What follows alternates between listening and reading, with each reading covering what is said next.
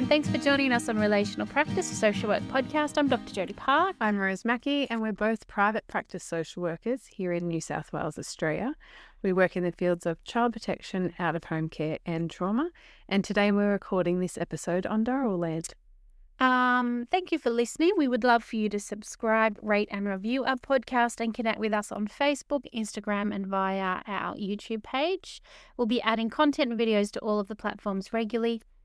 Our exciting news, which isn't really that new anymore, but it's still exciting, is that we have a webpage, and you can visit our webpage at Relational Practice, a socialworkpodcast.com.au for our ambiguous loss tools. I had no idea where you were going then with our exciting news. I was like, do we have any?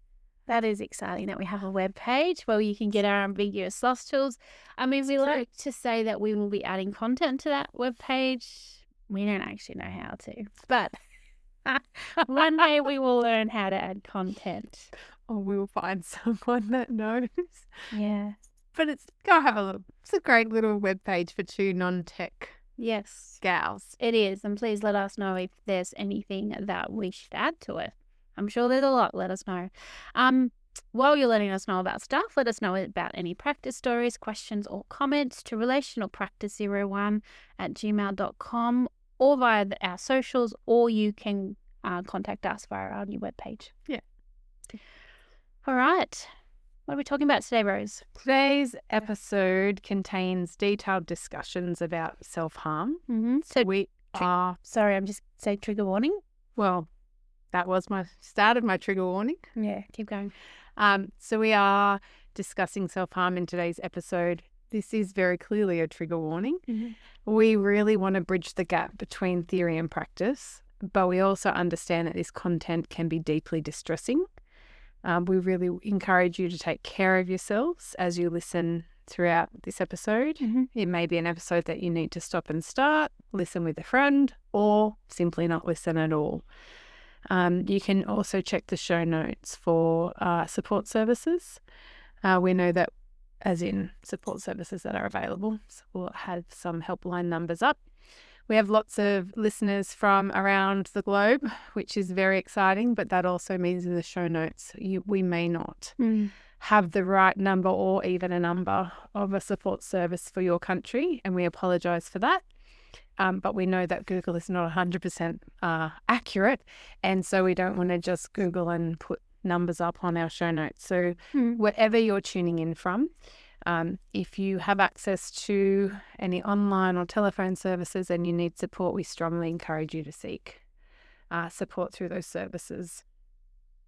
Absolutely. Well said, Rose. I was listening to you thinking, it's very well said. I'm not going to interrupt at all because it was great. Thanks. Thank you. We decided to do self-harm because for a number of reasons, but one of the biggest reasons is that it is so scary. And really in our practice, and we were just talking about this, that's how I know that I can say in our practice, there are really few topics that cause workers to become so uncertain and so fearful about what they can do to help to support someone who is experiencing self-harm. Also extending it to and I'm going to say typically young person, to their family or friends or their supports as well. Mm-hmm. It's really a really challenging area. Mm-hmm. And given we've both worked for a long time, I won't say collectively because then you'll all realise we're dinosaurs, but we've worked for a long time. I think they can tell. It's called video. Okay. Yeah, that's true. In child and family practice.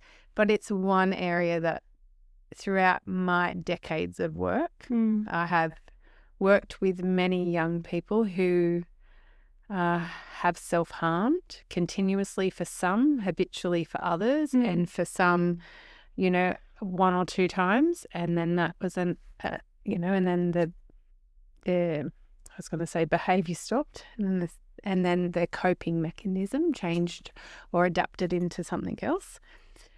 But no matter how many times I work with a young person who is engaging in self-harm behaviours, that fear and the uncertainty, I feel like every time it's the start again. Yeah, I 100% agree. I think it makes people around that young person so terrified for them, because I think self-harm, I mean, no one likes to think someone they love or someone they work with is intentionally hurting themselves and that you feel powerless to actually do anything. No one likes that feeling. But I think in addition to that, I think there is so much that's misunderstood about self-harm, and so much that in terms of the responses can be unhelpful because the self-harming behaviour is misunderstood. I would agree with that. And I think a part of it too, it might just be me, could be alone on this island, but I think because it is so fear-inducing and so anxiety-provoking, I do feel like if I'm not prepared, and obviously self-harm is often shrouded in secrecy for a lot of young people, but if I'm prepared and know that the young person I'm seeing is engaging in self-harm, I feel so much more better able to have the conversations, to work therapeutically with that young person, as opposed to when it falls out or it becomes apparent in the midst of a relationship that you already have. I can recall the times where during the course of already working with a young person, it comes up that self-harm is something that they're using as a coping mechanism. And if I'm not prepared, I feel that I go into a freeze state. And it takes me so much longer to get all of my executive and cognitive functioning back, that I think part of that is the fear for me too as a practitioner, that if I don't have the knowledge before I meet a young person, I feel even less prepared or able in the moment to access all of my knowledge and skills about self-harm. So that misunderstood, I think there's also this grey gap area where when it does come up, that you can kind of, well, I felt like I'm just sinking and I'm very unhelpful as a practitioner until I can get some cognition back. So do you think that's fear-based? Is it because of the fear?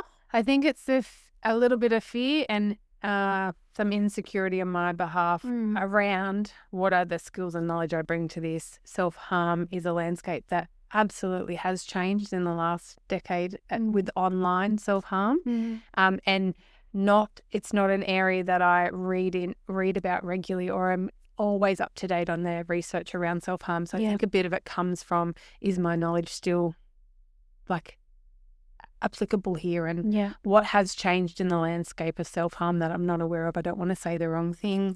Is this self-harm with a suicide intention? Is this self-harm as a coping mechanism? What is the intent behind it? And then, when your internal monologue starts, so after the freeze, then I have that rush of internal monologue and I feel like, oh, slow down and calm down, Rose. But it is for me, a very scary area of practice. And I think we'll talk about, I just want to just kind of say one thing, that what you said a lot of great things then, but the one thing about, is it self-harm as a coping strategy, or is it self-harm almost as a precursor to suicide? I think you were saying. Is it okay if I use that word, precursor? I think that's such an important, important point that we need to explore in this conversation.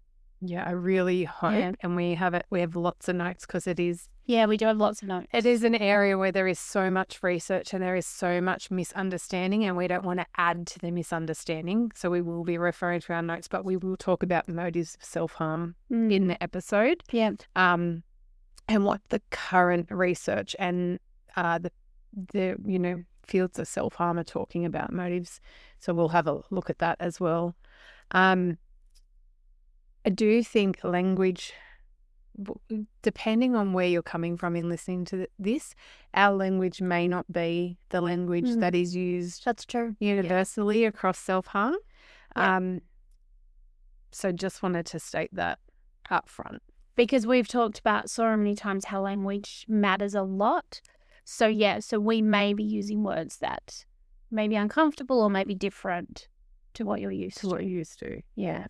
So, definitely no ill intent intended. No. That doesn't make a lot of sense, but you know what I mean. And I just wanted to say that we are using notes because normally we're a little half-assed about this. We're trying to be like 3/4-assed this time. We're trying to actually do a good job. Yeah, we really want this to be educational, informative, dispel some of the myths, have listeners walk away with either an extension on their knowledge, their knowledge base being validated. Yes. Yeah. Or, a different lens around self-harm. So we are trying really hard today to be more informative as opposed to off the cuff. I mean, we are trying. It'll probably be, hopefully, a mixture of both. Keyword is trying. Can't hold us to this, guys. That is true. All right, let's start with the definition. Let's define self-harm. So I think there's lots of actual definitions about what is self-harm. We've gone with this one, which is self-harm is a non-suicidal self-injury, deliberately hurting yourself without suicide intent or ideation, which is interesting because that's so different to what you just said around it being one of the motivators being a possible precursor to suicide. So already we've got some kind of grey ground here in this conversation. I think there is a lot of grey ground. Yeah. Which is another reason why it's good to talk about it, right? Absolutely. Yeah. Because both those things can be true. This definition can be true, but also self-harm, one of the motivating factors as it being kind of like a precursor to suicide, can also be true. True. Because it depends on the individual. Yes. There is no one size fits all for young people when we're talking about self-harm. Yeah, 100%. Yeah. So it was previously thought that self-harm existed on a continuum of severity with suicidal behaviour, but today's thinking around self-harm, we are recognising that it's an important health issue in its own right and with a psychology of its own. So there is a link between suicide and self-harm, and it absolutely still needs to have much more research done. But there is enough evidence to suggest that self-harm can stand completely independent of suicidal thoughts or actions. Yeah. And it's really important for all of us, whether we're a practitioner, a carer, a parent, a teacher, whoever, to really understand that people who engage in self-harm do not all necessarily want to die. Yeah, absolutely. I'd say because it goes back to what we just said, it goes back to one of the motivating factors for using self-harm as a coping strategy. And I think that's the key. I think we need to see self-harm as a coping strategy. Because suicide can also be seen as a coping strategy. To be honest, it can. Because a coping strategy is whatever you can use to help you to manage the internal, external pain. And for some people, that's suicide. Yes. Yeah. For other people, that's self-harm. For other people, it's different things or it's a combination. Do you know what I mean? Yeah. I've never seen suicide be referred to as a coping strategy before in my life until I just said it, but I feel like it can be. I think it makes sense because not wanting to be here, not feeling like you have the internal or external resources to face the next day. Yeah. A way to cope and navigate that for some people could possibly be suicide. Yeah. 100%. Yeah. All right. But let's focus on self-harm. So why do some people engage in self-harm? And the research does say it is an attempt to cope with, express or control emotional pain. Yeah. 100%. Because how else do you cope with something that feels so painful if everything else you've tried has failed? It's failed. And the research does suggest that self-harm typically occurs in a teenage cohort. Yeah. It can start much younger in middle years, but we're talking generally about adolescence. And you think about psychological developmental theory of adolescence, and that main central theme is who am I? So my identity is really, pertinent in adolescence, but also what we know about the development of our brain and the development of what is the correct terminology for when you Consequences? No. understanding consequences, but in the brain and neurology, around Our executive functioning. And typically that does not result, but we're not able to be fully formed in our executive functioning. You're talking about adolescence? Yeah, until early adult years. So part of understanding self-harm in adolescents or teenagers is around, I think, us understanding that identity is a really important central theme, but also that the brain isn't fully developed.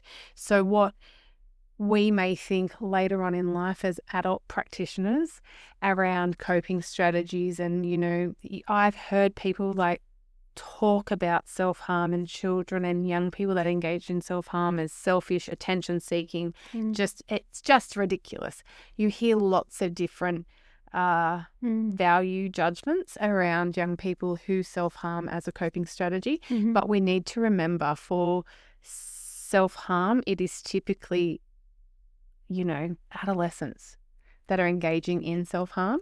The research, and I will talk about the research does back that up. So we also need to be really cognitively aware that there's a lot going on with our brain development in adolescence. And so what values we may have as older people about the choices of some people's coping strategy, we need to align them, I guess, with all we know about developing brains and how difficult adolescence is. So we need to be really conscious, not consciously, we need to be contextually aware. Thank you. Yeah. Okay. We'll just erase everything I just said because you just said it in 3 words. No, I don't think we should erase. I think what you said is really important.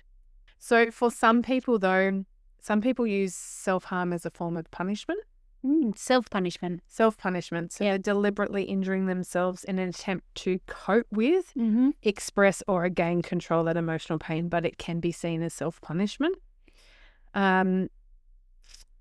Self-harm may bring temporary relief. It's really important that we understand that, but it does not solve the problems. No. It is not a coping strategy that works out as in it enables that young person to solve the emotional pain they're trying to control or manage. So it's not a problem-solving strategy; it's a coping strategy. Let's say that, because Much better. But I guess if we think about most coping strategies that are not always positive for us, which most coping strategies actually aren't. You know, using too much alcohol, maybe using drugs. Excessive exercise, maybe overeating, maybe being with people that you know are not good for you because, you don't always make the best choices, whatever it is. Staying in bed all weekend and avoiding the world. Absolutely. Whatever it is, though sometimes that can be really actually therapeutic for you. That is why I kind of had a giggle before. Some coping strategies absolutely can be, it depends how deeply you fall into it, I think, too. If you're going to stay in bed every weekend for the next 7 months and see anyone in the world, that's problematic. Yeah, that's problematic. So it's always about the impact on you of the coping strategy, perhaps. The impact on your daily functioning and your emotional functioning, I think. Yeah. So we've talked about what is self-harm and why people self-harm. So the 2015 Mental Health Child and Adolescent Report tells us that approximately 10% of young people consciously experiment with self-harm at some stage in high school. Okay. So 10%. All right. I actually thought it would have been more. Well, other research estimates it's between 7 and 24%. Yeah. With initiation in the middle school years. So that is for us in Australia for ages of 9, 10, 11 and 12. So initiation into self-harm is much younger than what it was when I first started practicing. Yeah. And that I think fits with kind of the practice arena where we are seeing people talk about self-harming much younger children. Much younger. Yeah. And there's lots of different reasons for that, I think. Contextually, think about the internet, social media, the way in which, here in Australia, we understand that nearly 2 in 3 young people by the time they turn 18 have experienced at least one form of abuse in their life. Yeah. There's contextually a lot of drivers for that. But as you just said, you thought it would be a bit higher. Lots of the research talks about that self-harm is probably more common than what we know in the research. We know that lots of research on self-harm occurs after young people have been to hospital because of self-harm. and needing treatment. But we also know a lot of self-harm doesn't involve treatment from medical professionals. No, that's right. Yeah, that's right. So there would be, and what the research says is there's potentially a whole lot of underreporting. Yeah, I'd believe that. I would 100% believe that. I would too. Because it's such a secret thing. I was just going to say the It's so same hidden. thing, the secrecy. Yeah. Yes. Okay. So although there are cases of some very young children self-harming, we know that self-harm can continue from childhood into adulthood. Mm. However, the research says the majority of people who self-harm are between the ages of 11 and 25 years old. Right. Those who self-harm more than once usually stop self-harming behaviour within 2 years, and only 20% of people who engage in self-harm continue that for 5 years or longer than 5 years. Right. Okay. So I think that's really important to understand too. Yeah, I agree. So perhaps the coping strategies change. Perhaps early intervention has occurred and they have some more assistance around their emotional well-being and other coping strategies. They're some of the reasons why self-harm, the young people that engage in self-harm may see self-harm behaviour.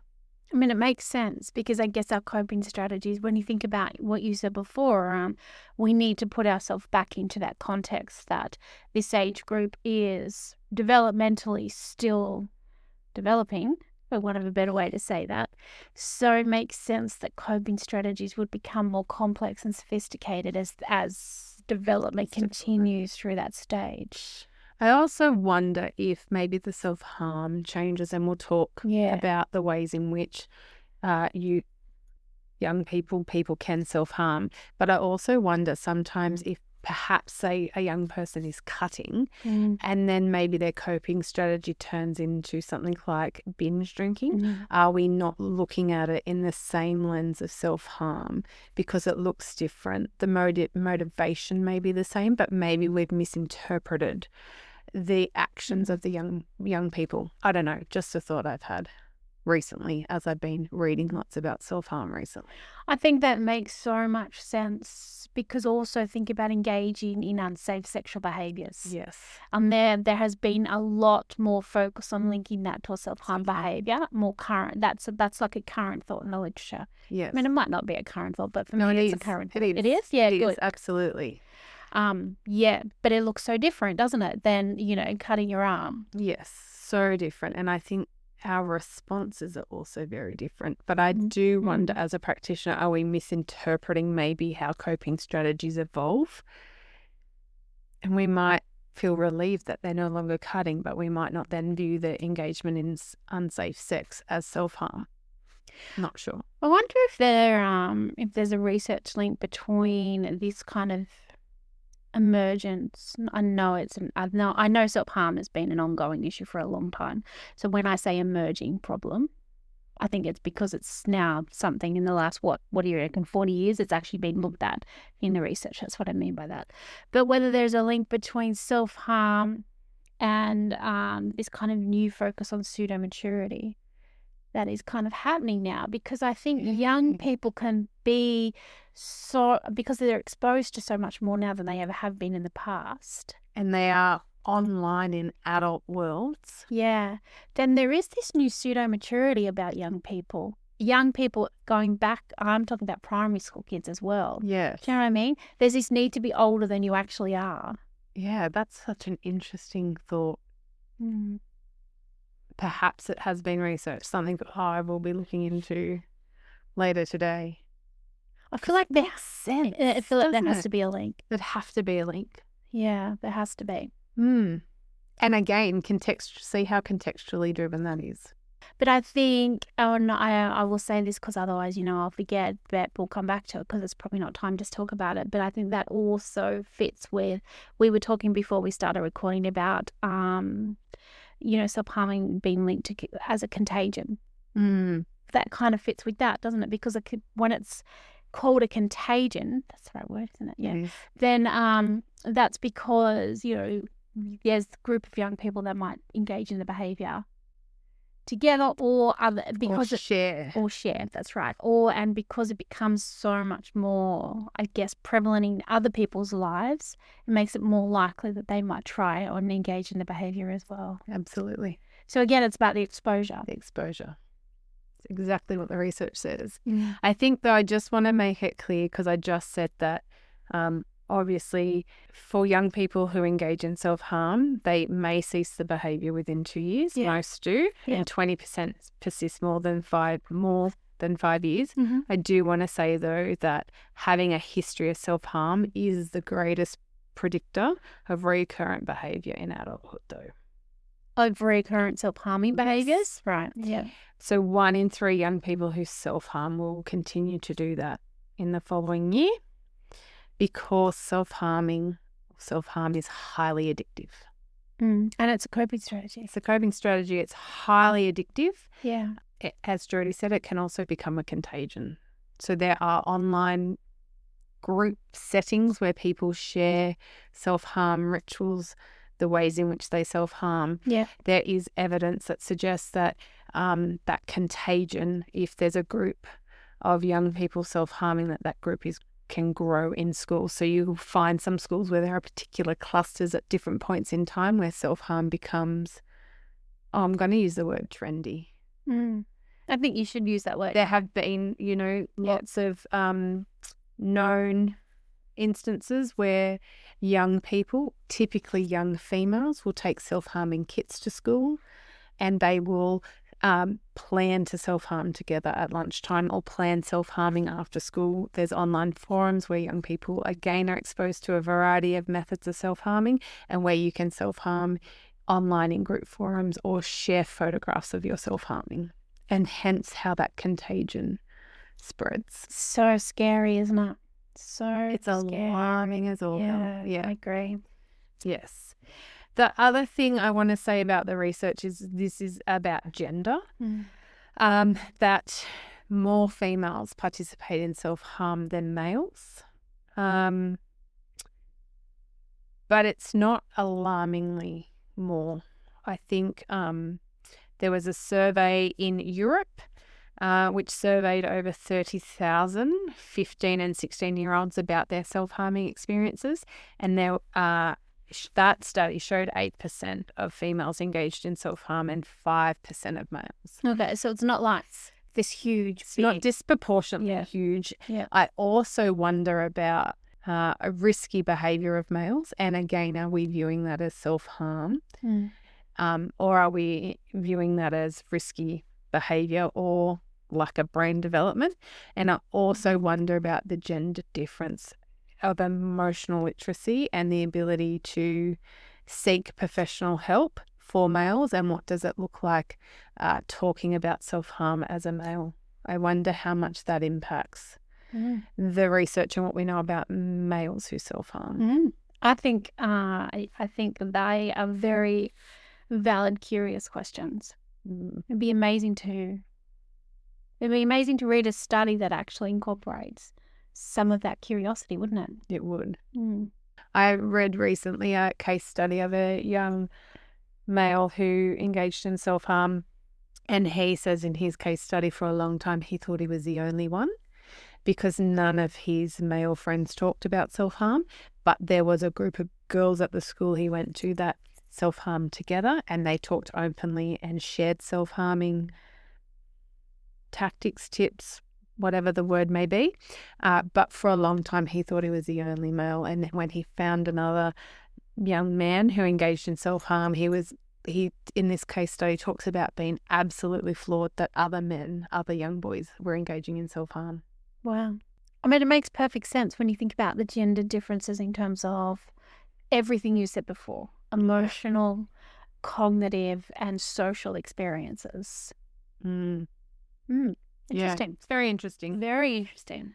All right. So what are some of the, I guess, reoccurring issues that are associated with self-harm? These are just going to roll off everyone's tongues listening to this. Absolutely. We're not going to say anything new here, I'm sure. But, poor peer relationships is a factor. So these are factors that might increase the likelihood of self. Is that what we're saying? Yes. So self-harm is absolutely linked to trauma and distress. Yep. But also other associated issues such as poor relationships, bullying or cyberbullying. Mm-hmm. Family separation or conflict at home.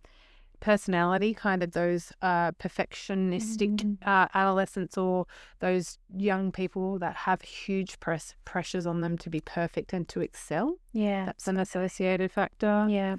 I guess when you're, for young people who are exploring their sexual orientation, and particularly when that's not something that is supported, so it has to be hidden. Any type of abuse or neglect, so children or young people experiencing multi-abuse types or even one abuse type, poverty or low income, having a serious illness or within your family unit, poor academic performance. Yeah. We've talked about before when people in the peer group are self-harming. Yep. Or if there has been a suicide. Absolutely. Poor parent-child attachment, having low self-esteem or body issues around, eating disorders or just body dysmorphia concerns. Or, a family history of mental health or poor mental health. Or I think a family history of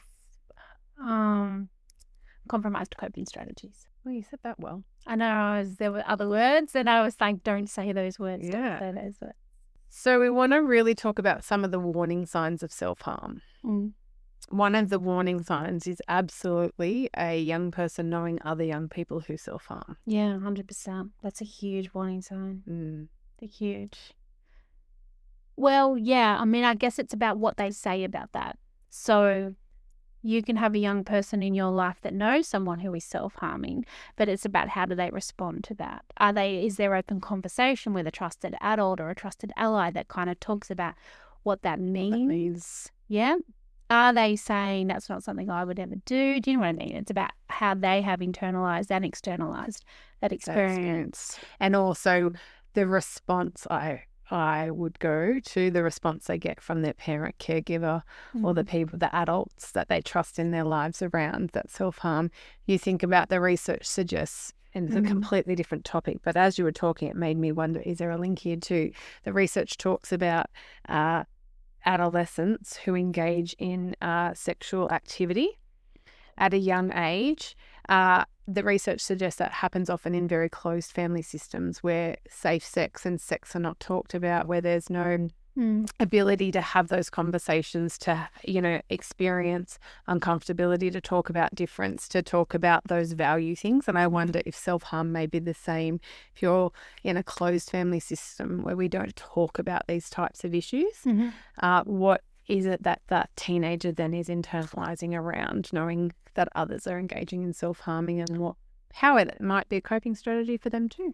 So it always goes down to the context. Context, absolutely. Yeah. Unexplained marks on the body. So that's a clear warning sign. Yeah. Wearing long sleeves, especially on hot days, or constantly being in clothing that's hiding the body. I mean, that can typically, I always think about two hypotheses for that. Is one, bruising because someone's harming that person, or is it to hide self-harm marks? I also think about sexual assault. Yes. When someone's harming someone.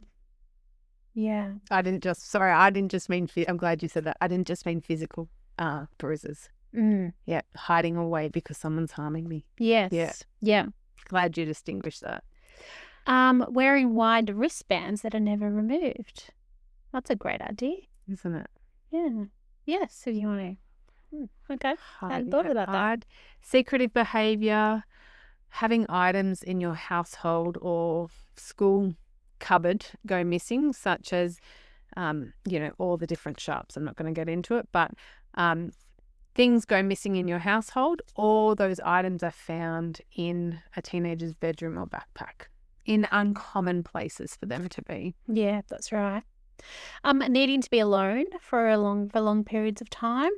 And then typically what's associated with that too is that physical and social isolation. So they're also withdrawing socially from things. They want to be alone a lot of the time, but they also don't want to engage in physical comfort either. But it's kind of, I think that then goes to changes in normal behavior. Yeah, that's true. Yeah. And, particularly if sleeping or eating patterns change as well. Yeah. So sleeping, eating, or relational patterns, if any of those things change.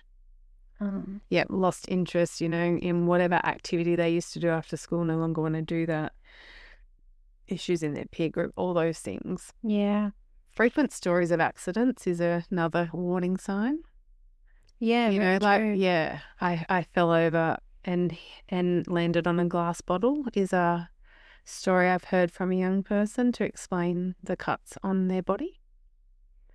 Think about how often I've been told that. Very rarely. So yeah, just having lots of frequent stories about accidents, and the accidents don't always sound familiar or like common. Yeah, okay. Or plausible. Yeah. And I guess these warning signs, it's about a puzzle, isn't it? Do you know what I mean? Because they could also be warning signs for other things. That's right. Yeah. So just if there's one warning sign, and that doesn't mean that you need to instantly,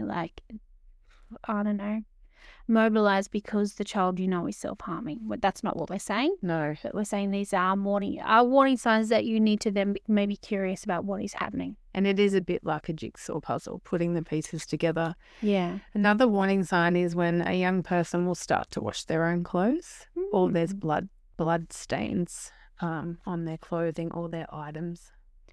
Yeah, actually I hadn't thought about that, but that would be, that's an important warning sign. About the secrecy and the shame that's often involved in self-harm. And so that there's a need then to control that, isn't there? And to maintain that secret. So washing your own clothes becomes a pretty big warning sign. Yeah. And another warning sign could be a drop in academic performance. So lots of warning signs that are very similar with other concerns that you might have. And as Jodie said, it is a bit of a jigsaw puzzle. Yeah, I'm glad you said that, because as we were going through those warning signs, I was thinking to myself, adolescence is such a hard time, isn't it? Oh, so hard. Such a hard time. I mean, to have made it on the other side years later, but I still think, what a shit show of a time adolescence can be. But just caring for an adolescent is not quite there yet. Tricky. I can imagine. It's really tricky. And and I think you've got mood changes, puberty, identity, testosterone. There's so much happening. An unformed brain, social pressures, dipping into adult worlds online. It is so big. It's huge. And that's just normal development. Add a layer of trauma, add a layer of, complexity with, something that's happened in the family unit, and it's massive.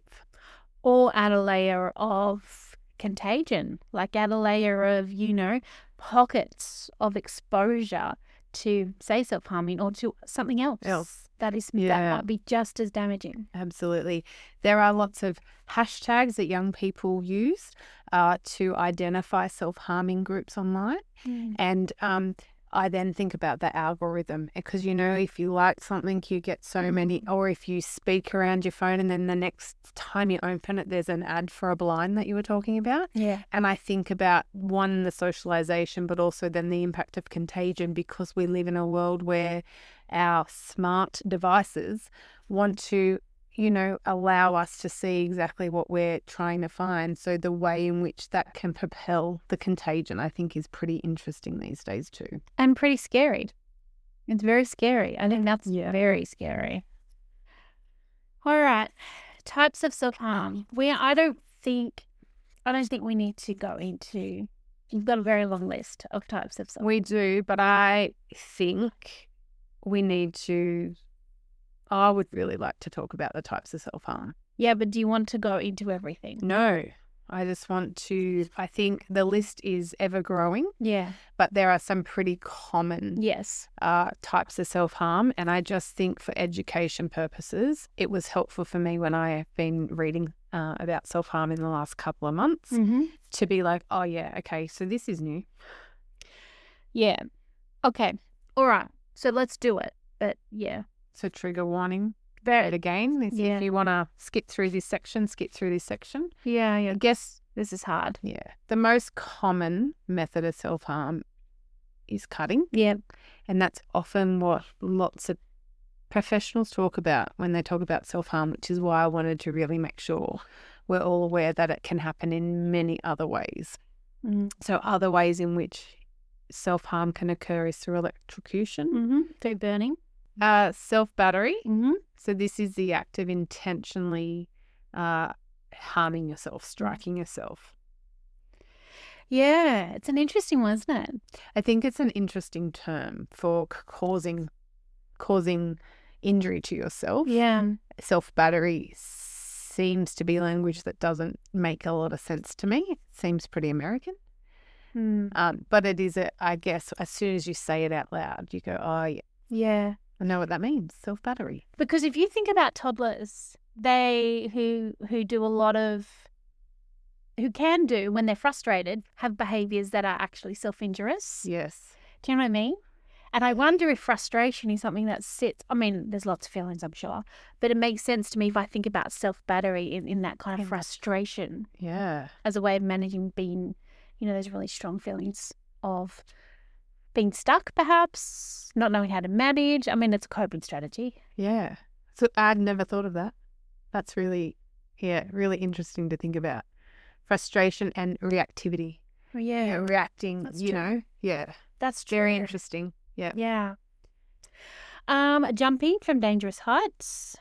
A young person who may just suddenly stop all their medication. That can be a form of self-harm. Yeah, true. Pulling hair, especially when you're pulling your hair out. Yes. Needle sticking. So this is where you purposely puncture the skin with needles or other sharp objects. Yep. And the intent, though, is to harm. Not to give yourself a tattoo. No. You know what I mean? Yeah. Different intent, definitely. Freezing, a method where an individual uses extreme cold to create a sensation of pain. Or create a physical mark. Yeah. Yeah. Strangling, suffocating, overdosing. Swallowing a non-ingestible object. That's something that I've seen a lot. Really? Over the years in practice. I've not seen that. Have you not? No, I don't think so. I have, and now I'm thinking about it. It's very interesting. They were all males. I'm thinking of a handful of males. What who deliberately swallowed objects, and so can be so dangerous. And for most of the young people I'm thinking about, they've all ended up in hospital at various times, and then being in the hospital was so risky because there are so many sharp objects and implements in a hospital that they then would ingest as well. I mean, it makes sense because it just kind of prolongs the self-harming experience, doesn't it? Yeah. Because you swallow and then you're waiting for that digestion to happen, and then you usually will have to end up in a hospital setting. I've seen some horrific x-rays of what people have swallowed.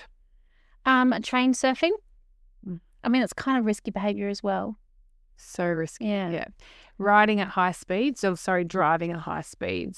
then we've talked about it as well, deliberate unsafe sex. So there's lots of varied ways in which young people engage in self-harm, and there's lots of avenues online where people can be exposed to different methods of self-harm as well. Yeah. So some of those other methods are things like, scratches that say you never let a scratch heal. You just constantly at it. Wound. Yeah. Hitting, actually smashing your fingers with things, like swallowing poisonous substances. Yeah. Inserting lead from pencil under your skin. I've actually seen that. Yeah. A lot. Not a lot, but I've seen that.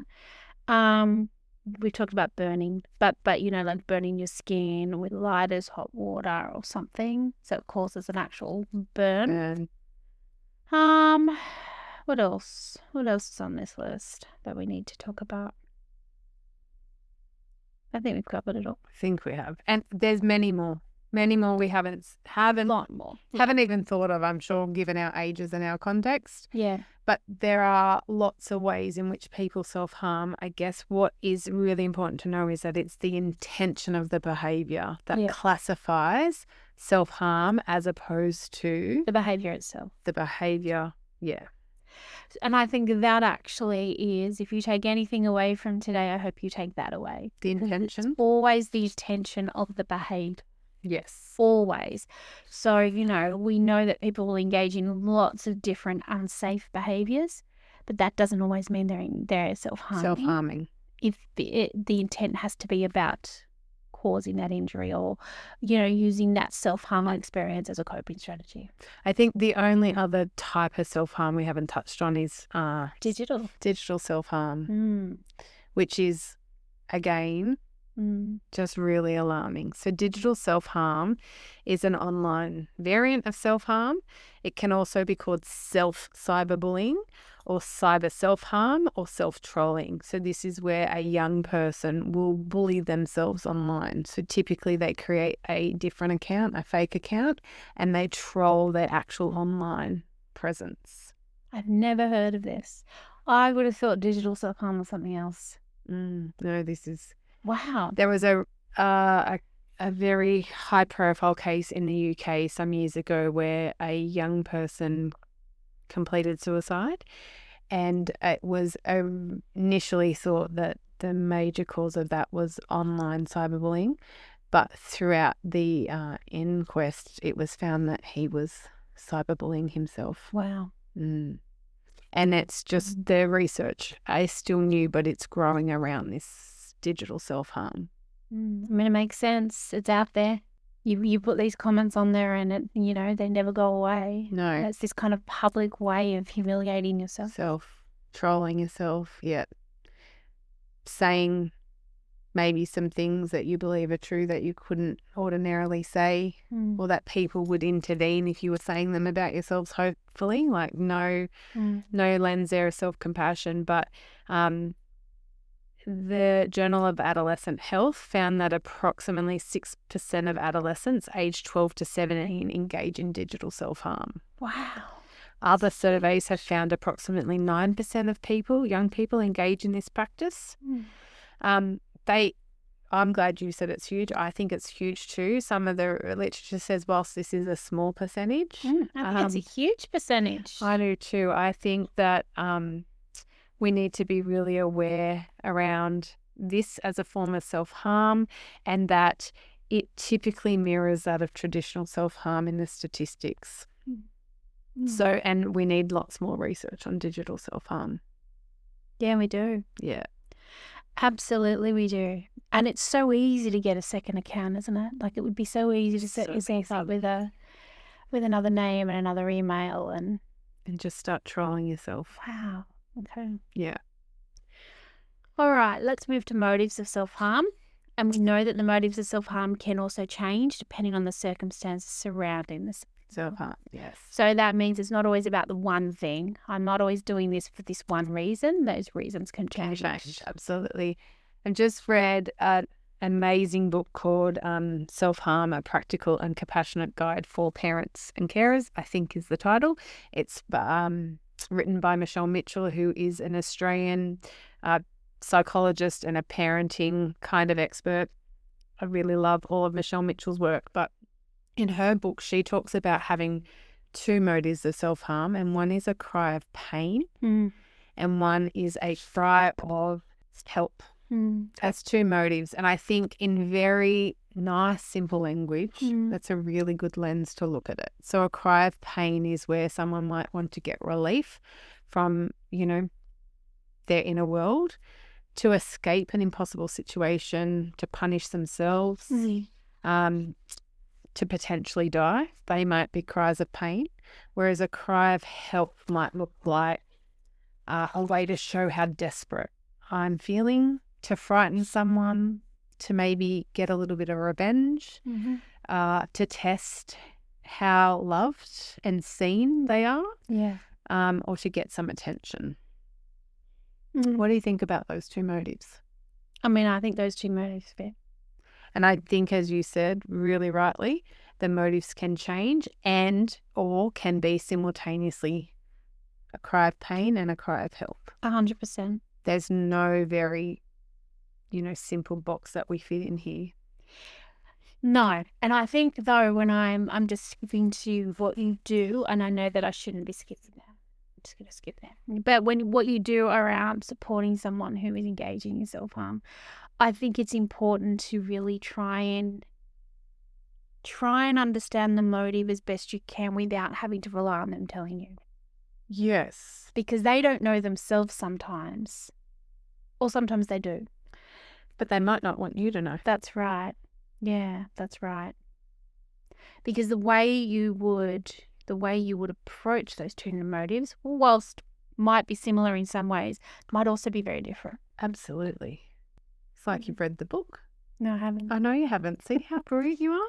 I'm actually not. I'm sure there's lots of people out there going, of course, Jodie. Of course. That makes so much sense. I do think, though, if you can try and understand a young person's motive for self-harm, it will, or it should, I think, give you some indication of then how to respond or how to either work with them therapeutically or through a case management model, because there will be some variance if the motive is for pain or for help. Yeah. And there's going to be, because on that, there's going to be some young people that you would, that might need attention about the behaviour. They might need lots of open conversations. They might need this kind of wraparound approach. And then there would be some other people where that would be the last thing you would do, because that would actually motivate the behaviour more and more and more. They need there to be this kind of less dramatic intervention. Yes. It needs to be acknowledged and it needs to be treated and there needs to be some open dialogue. But perhaps you don't need to involve 20 other professionals and perhaps you don't need to do this. So it's about knowing the difference about when you need to do one thing, when you need to do something else. And I think this is really, like we say it all the time, but this is not a one-size-fits-all approach. No. You will never work with two young people who engage in self-harm in the same way. No. Or you shouldn't. You shouldn't. And I think one of the problems we have, if we go back, and I will use the word problem, we go back to the very first thing we talked about, which was how this is such a fear-evoking experience for the adults, and people just want to do something. And I think when that is the reaction, then we are going to approach the solution in a way that meets the adults' needs rather than the needs of the young people. Yeah. Or the young person. Yep. Particularly if that young person is part of statutory care or highly visible for other reasons. Do you know what I mean? And it makes the adults around them uncomfortable. And we've both seen that so many times. Absolutely. Yeah, so many times. So just want to point out again that self-harm is highly addictive. Yeah. And the more you cut, the stronger your stress plus cutting equals relief pathway is reinforced and wired. Yeah. Which makes sense because that's what a coping strategy is. It's this reinforced way that you manage. When I feel like this is what I do. And it becomes an automatic response. It does. Yeah. That's a coping strategy. Yeah. Two other terms that Michelle Mitchell uses in her book is voluntary self-harm and habitual self-harm. And I think you talk about this, maybe not with those terms, but I've heard you talk when you've been working with young people around self-harm. So voluntary self-harm is a way of describing behaviour that is a young person's conscious and deliberate action. The behaviour is goal-oriented. Yeah. I just think of Jodie Park when I think about that. I do say that a lot. You do. Goal-oriented. That's right. Whereas habitual self-harm is a way of describing self-harm that is a young person's automatic, routine and habitual response. That's your neural pathways have absolutely been wired to this plus this equals this. Both could be motivated by a cry for pain or a cry for help. Yes. So the motivation doesn't change. But if it's say goal orientated, if it's say someone who's like, do you know what, I'm sick of this world. I'm sick of my mum always being mean to me. She's going to get it. I'm going to kind of, I'm going to show her and I cut my arm. Yeah. Do you know what I mean? That's goal orientated. The goal is to get attention from mum and to kind of show mum, I don't know. It's kind of like, what's the word? Revenge. In a way. Yeah. Could be. Yeah. But we can see that as a cry of pain. Yeah. That's where it fits in the motivation. Whereas I've seen the response to that to be, from the adults, to be anger to be, a punitive response that's all about control. Mm. And I think that is the worst way to respond to that. Yes, I can understand that's the response, but I 100%. don't think it's helpful for the young person. No, it's not No. helpful. No. Yeah. I mean, The other thing is that the research tells us that there's a very, very visual aspect to self-harm. yeah, that makes sense. So Yeah. that's why the online forums Yeah. are really alarming, where people are sharing the images of their own self-harm, Yeah. because the research suggests that just seeing the image of someone else's self-harm Yeah. has the ability to bring back memories of someone else's previous self-harm, Yeah. can, cause a young person to envisage how others would have experienced that. Mm. They can be inspiring for other young people to recreate or engage in that type of self-harm. Mm. It can change the way in which young people are self-harming for themselves. Yeah. 100% makes sense. It's a bit like when you have the self-ingestion stuff. Yeah. It just kind of prolongs it a little bit, doesn't it? It acts like a little bit of an endorphin trigger. Mm. Because I can see the injury. I can touch it and make it hurt again. Yeah, I can re-experience Yeah. that, whatever that, felt like. Yeah. Yeah. All right. So What can we do? what can we do? What can we do, Rose? I mean, I think what I'm going to say as practitioners, what we can do is actually understand self-harm better. Yeah. So this is an area of practice, as I said in the very beginning, that I need to read about constantly. And when I'm surprised by a young person's disclosure of self-harm, I know I go into a freeze mode and I internally panic, versus when I'm working with a young person where I know self-harm is an activity they engage in. I think as workers we need to have a knowledge base, and we need to understand that if you're working, this is advice I wish I'd known 12 years ago, working with someone who engages in self-harm, that part of that work needs to talk about activities that bring that young person pleasure. There needs to be a emphasis on self-compassion and self-care, and promoting self-care, as opposed to typically psychosocial education on self-harm. That is not always helpful when you're working with young people who are engaging in self-harm, providing them information about self-harm. Like normally I think about lots of different areas of practice. We talk about providing education, psychosocial education. This is an area that I don't think always promoting education or delivering, say, a session for adolescents on self-harm is necessarily helpful or effective. I think it can be the opposite way. It can introduce ideas, it can reinforce coping mechanisms, it can expose young people to being aware that there are actually online forums. There's a whole lot of hashtags and a whole other community they can engage in. I mean, certainly, yeah, I've read that in the literature as well. Yeah. That it's really, and I guess that's the thing about having, I guess, a public health model of disseminating, is that the word? Disseminating information to mass. Yeah. Is that it is about psychoeducation, and I think it can actually cause, more harm than good. Yeah. Because it gives people access to so much more information, or they know that there is these other things that they can actually access to learn how to do it better. Yeah, to be more skilled at the secrecy around it, at hiding it, all those things, yeah. But I guess on that though, I think one of the first things we need to be doing is understanding or being curious about the motivation. Definitely. Because I think for some kids, psychoeducation, but you'd have to tailor that psychoeducation and it has to be individual, would be really useful. But for others, absolutely not. Damaging. But for carers and parents and, those people around the child, the adults around the child, it would be very helpful and useful. Very helpful, which is why I loved Michelle Mitchell's book. Yeah. It's written for carers and parents, and it's easy to read. And I think if you are a parent or a caregiver with a young person who is engaging in self-harm, a great resource to have. Yeah. I think the other thing that I just want to add is that it's not helpful when adults react. It's not helpful to run for a treatment plan before you understand the actual motivation for the behaviour.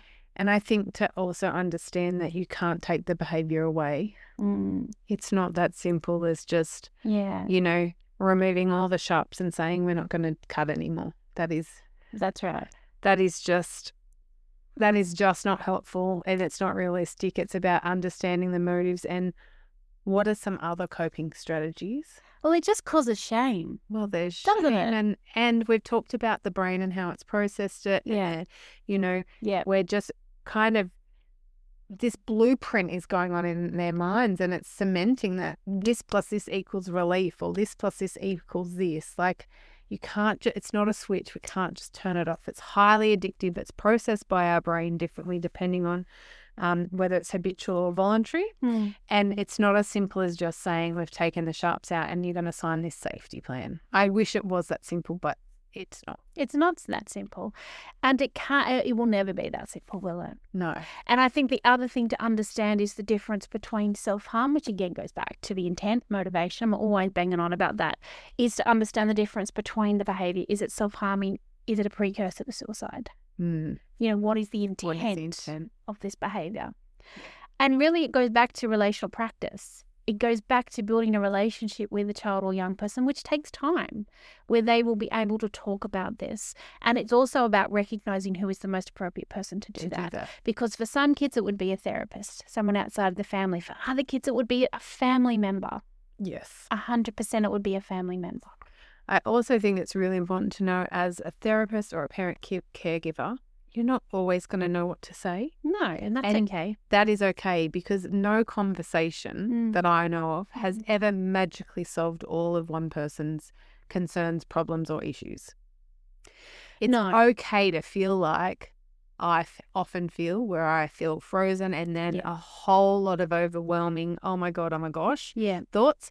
Totally normal, and it's okay to take your time and to be uncomfortable, disjointed, a little bit like, because it's normal. This is not a topic that, I would wish anyone to have a conversation with their young person or someone they're working with about. It's unfortunate, the reality that you potentially will if you're working in this field. But it's okay not to have the answers. It's okay to say, I need to think about this. I need to talk to someone else about, not about you, but about like what I can do. It's okay just to say, I don't know, but I'm here to listen. And the next step to that would be about explaining why I don't want to jump to action. And that's because I want to make sure that what we're doing is actually going to be useful. Yeah. I don't want to do any harm to you, so I need to actually be really considerate. Yeah. Because I think it's so important to always think about the fact that self-harm is actually a form of communication. It is. It is. And it seems so simple, and it's something we can forget in the moment, but it is communication. What is this young person trying to tell us? Yeah, absolutely. And you've said it a few times already, Jodie, but a response that's punitive, judgmental, harsh, critical, reactive is absolutely, we know, not helpful. It's not helpful, and particularly a reactive response, it just makes the adults feel better about themselves. And that's important, but it can't be more important than actually addressing or helping to support the young person in the way they need to be supported. And if you don't know how to do that, that's okay. Don't do it. Let someone else do it. But we have to have that conversation. So if you're mum and you don't know how to do that, then you don't just dip out and say, well, that's not something I talk about. But you have conversations about, I don't know, which is what you said. I don't know what to do. I don't know if I'm the right person to do this with. You don't even have to be mum. Maybe you're the caseworker, maybe you're the carer. Maybe you're the teacher, like whoever you are. If you don't know how to do it, don't do it. But don't just disappear. Have the conversation about why somebody else needs to be involved. Yeah, I like that. Great advice. And if you are the right person, if you can remain curious, we talk about testing hypothesis all the time. Yeah. Because we've said motives will change. Yes, The motives for self-harm will change. The self-harm might change. Yeah. This is not a math equation. And so you always have to be curious, open and compassionate with the young people. Well, I think when you think about it as a form of communication, hopefully that allows you to continue to be curious. Yeah. It's a lot, isn't it? It's a lot. We hope you've been able to hang in there. It's a lot, but important. Really important. I'm glad this was Rose's idea for a topic, and I'm glad because it's an important topic to talk about. I do hope that we've given you some useful information, maybe some useful things to think about in terms of practice. Just maybe validated your own practice. That would be even a good outcome. Or, for others who are at, a different stage in practice or maybe a carer, just provided some education around self-harm. Yeah. Because we know there's a lot of carers that listen to us. Yeah. Isn't that crazy? There's actually a lot of people that listen to us, which I'm constantly amazed about. But I thank you all. All right. I think we're done. Are we done? Yeah. On that, I know it was a heavy topic, guys, but hopefully it has been useful for you. Happy to hear any feedback you have about today's episode. Yeah. Really, for those of you that have been able to hang in, we appreciate it. And we want you to stay safe and to remember to always practice relationally. Thank you for Thanks listening. for listening. Bye. See you next time. But maybe someday we